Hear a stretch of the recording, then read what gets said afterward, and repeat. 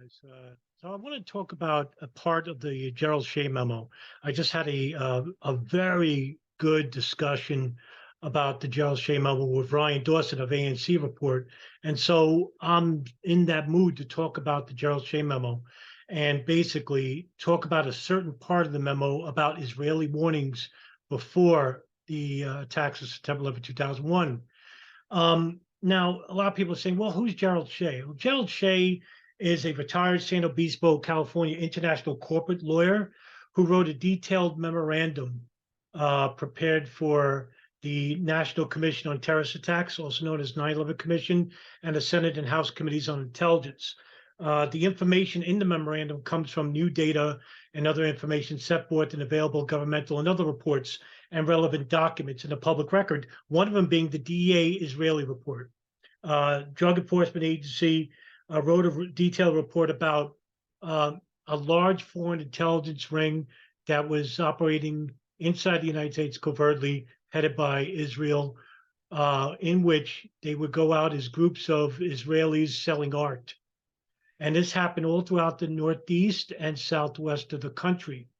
And they went into the businesses and homes, even of the Drug Enforcement Agency and the FBI and other sensitive areas of the country, including laboratories and the tech industry. So it was a huge deal. So what I want to do is read part of the report and then add some insights on it. But I think it's really important to read the whole report. I'm going to link it at the bottom of the script so you can read it at your own disposal. It is also the only document that we have that is not redacted, that is comprehensive, without any of the fringe conspiracy stuff regarding the Israeli intelligence service, signals intelligence, human intelligence, and all without the knowledge of the State Department. So this is part 8, and it says inadequate Israeli warnings in August 2001. You probably have heard over the years about news reports saying that Israel and other countries like Saudi Arabia, even Spain, Germany, all were warning the United States about something big was coming. It wasn't like this was a hidden attack. Everybody was pressing a button, warning the United States, bin Laden is going to attack you. And he's probably going to do it with airliners. Now, we don't know the specifics because, there's no evidence to suggest that anybody knew the specifics. I have some ideas about who knew, but that's speculation. So let's talk about this, right? Inadequate Israeli warnings in August 2001. As noted above, almost immediately after September 11th, reports emerged of Israeli warnings in August that major terrorist attacks were imminent.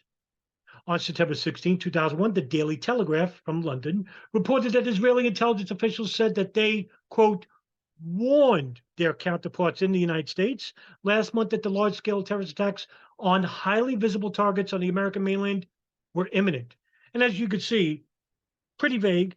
They knew an attack was coming. A lot of people knew. And it doesn't tell you what specifically, right?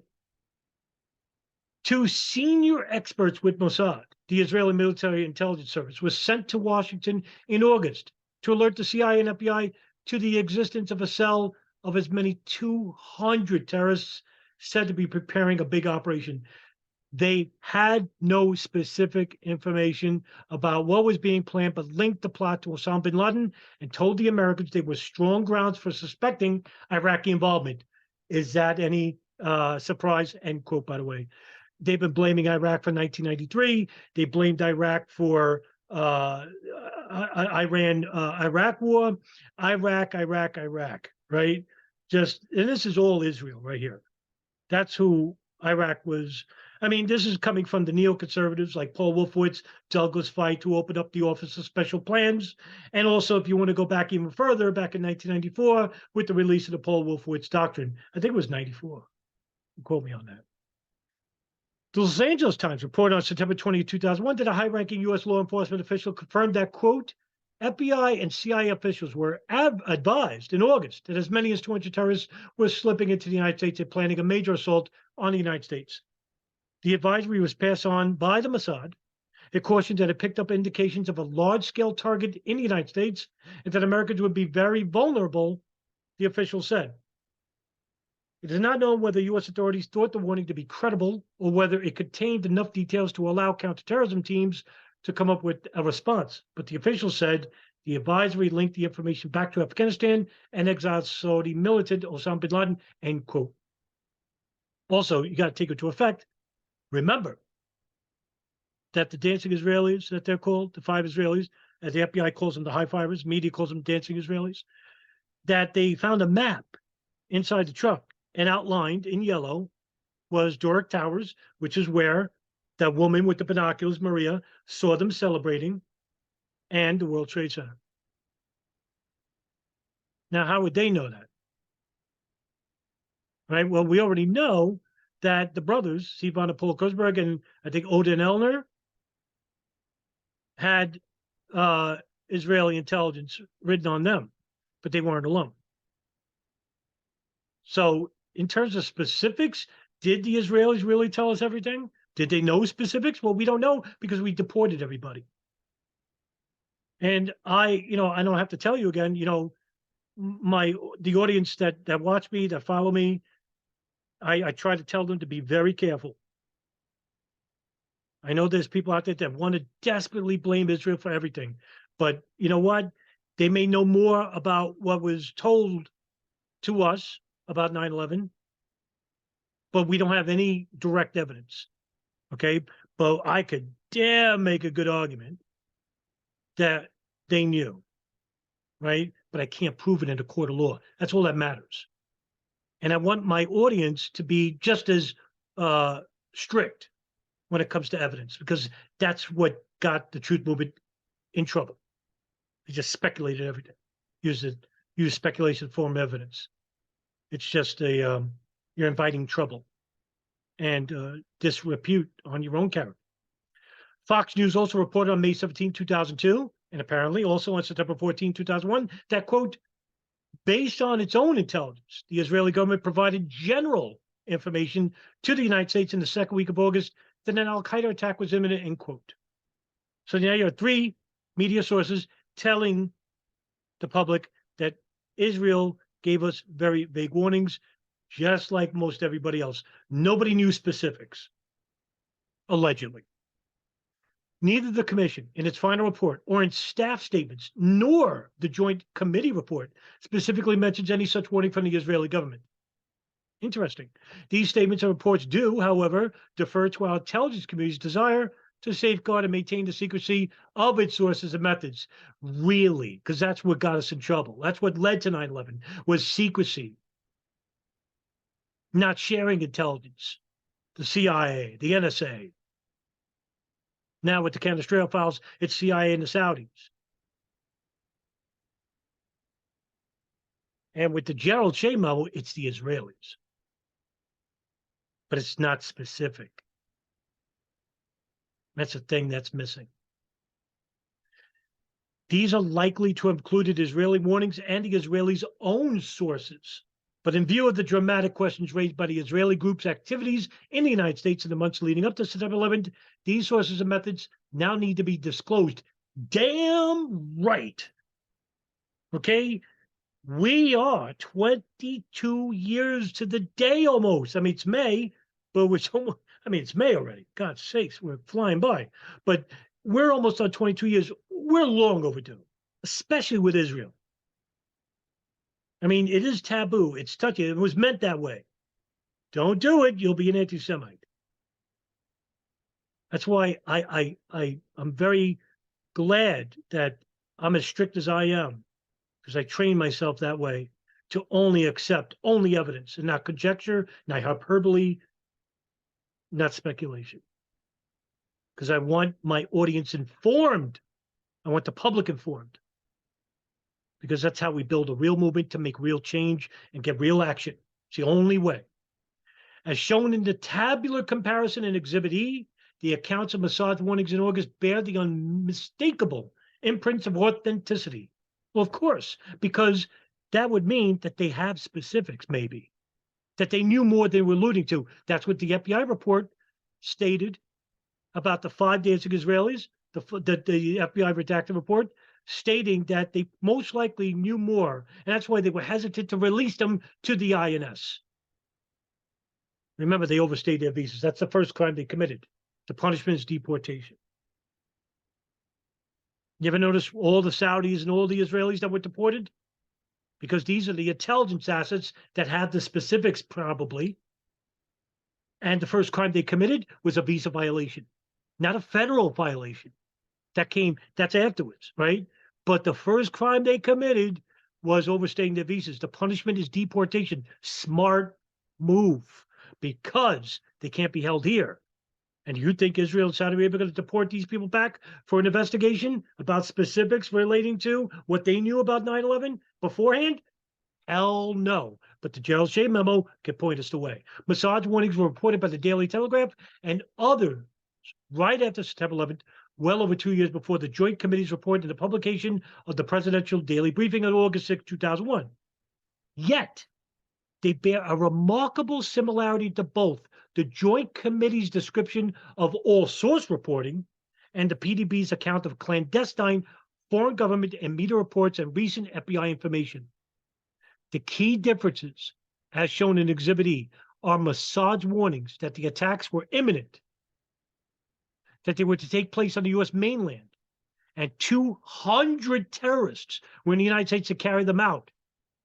Remember, it was supposed to be 19. This is something that Nelson and myself and Paul Thompson have been telling the public, that there was additional hijackings that were going to take place. Who were those people?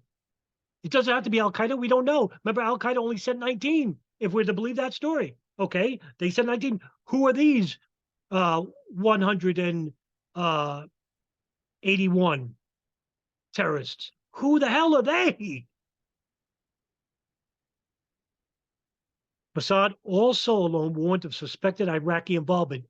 They tried to blame them for the anti-Iraq attacks too, though this, of course, has never been established and it's generally considered to be untrue. And there you have it, right? Your primary source of the Iraq invasion is right there, the Israelis. And we've been telling you that for a long time. Brian Dawson, other leading experts showing you that there was a blame for Iraq. Nelson, in a lot of his films, most prominent recently, basically telling you that, hey, the neoconservatives in Israel were begging for a war with Iraq, going way before, even before 93, World Trade Center bombing. That we did receive warnings of this general nature from Assad seems more than likely, but the real issue, again, is given the extensive surveillance by the Israeli groups of U.S. Arab groups, and in all likelihood, of the future hijackers in their central bases of operation and elsewhere in the United States, were not the Israeli groups or some of their members, aware what was going to happen in advance. In advance. Is this not dramatically shown by the behavior of the Israeli New Jersey group the morning of September 11th, the dancing Israelis celebrating? Wouldn't that tell you that they may have foreknowledge about the events? Hey, it's happening. It's successful. Now the Americans will react and military invade Iraq. This is what they wanted. Now, listen, I'm not saying the Jews are responsible. This is specifically an Israeli government and intelligence Mossad decision. Don't go running back and saying the Jews, Jews, Jews. Don't be Christopher Bolin. Be responsible in your criticisms and your reporting. And basically, a lot of my followers are, because I commiserate with them on Twitter and other viral media, and I'm proud of them. If so, did the Israeli government decide not to provide us with enough information to stop them? Exactly, right, the question. Gerald Shea knocking it out the park. As noted in the next section, the Israelis may have given us warning in late 2001, August 2001, of the presence in the United States of Khalid al-Mihdhar and Nawaf al-Hazmi, resulting in the CIA's having them placed on the State Department's tip-off watch list. Interesting, because for years, I had never connected the Israelis to al-Mihdhar and al-Hazmi because the Saudis were already doing it. Remember, we have four intelligence services, right? The CIA, the NSA, That's the United States. The Mossad and the GID, the General Intelligence Directorate, which is Saudis. In Arabic, it's the Mahabeth, right? Okay. Are they all working together? Were the CIA, we already know the CIA through the Canestraro document that the CIA and the Saudis were working together in trying to collect information about al-Midar and al-Hazmi. Were the Israelis working with the United States? Were they on their own? We don't know. We don't know. And maybe I think they're on their own because there's so little information about the Israelis. And this is the reason why the truth movement got impatient and started blaming Israel anyway. It's a big mistake. Such a big mistake. Don't do it. Don't be a fool. Don't be in a rush to judgment. I know, we're passing time and stuff, but don't do it. Okay? Be responsible. You have a duty to inform the public, not mislead them. Or this may have been a part of the Israelis' warnings earlier in August. In either case, the CIA's and the Commission's explanation of how these two future hijackers came to be watch listed, which makes no mention of Israeli warnings, is highly confusing, and as we shall see, in the end, difficult to believe. Remember, Khalid al-Mihdhar leaves the United States to go visit his pregnant wife in Yemen. He comes back in July of 2001, almost a year. And as soon as he comes back, he's watch listed. It's almost like they knew. Yeah, it's coincidence, right? We have to play by ear. Coincidence. There's a whole lot of coincidences. There's just one. Sooner or later, those coincidences will become common. Almost like leading, food for the mouse all the way to the trap. Even so, the Israelis' warnings as to the two men would have come too late, true. For we now know that they were then or soon hiding in an obscure motel in Maryland, from which they did not emerge until September 11th. One television documentary cited above, which did not have access to or study in any detail the documents, lists, reports, and other information set forth therein, or even knowledge of the existence of the Israeli New Jersey group, has put the relevant question bluntly in the form of the question, an answer, and a rhetorical question. What about this question of advanced knowledge of what was going to happen on September 11th? How clear are the investigators that some Israeli agents may have known something? That's not anti-Semitic. This is public knowledge. They were celebrating the attack on the North Tower. And according to two residents of North Tower, of the Doric Tower, which is where they were seen celebrating in the parking lot, two residents said they saw a white box truck. Well, they were driving a white box truck, Urban Moving Systems, moving company that they worked for. Was it the same truck? We don't know. How could, right? So it's very explosive information, obviously, and there's a great deal of evidence that they say they have collected, none of it necessarily conclusive. It's more when they put it all together. A bigger question, they say, is how could they have not known? And that's the end right there. Right. If we're to believe that the document in the Gerald Shea memo, and it's a big document, or from the FBI's redacted reports, or the East Rutherford police report, which the police department arrested the 5 Israelis, shows that there was an intelligence operation involving moving companies and art student wing. The art student wing was huge. And in the Shea memo, it names 126 people. And it was over 250 approximately. How could they have not known? Because they were all shown to live in the same spots of the hijackers and their associates. That's not coincidence. Not when you have 200 terrorists, according to the Israelis' own information. I'm sorry. There's more to the story here. But we have to be careful. We have to be responsible. And in days, I'll read more of the Gerald Shea memo to you.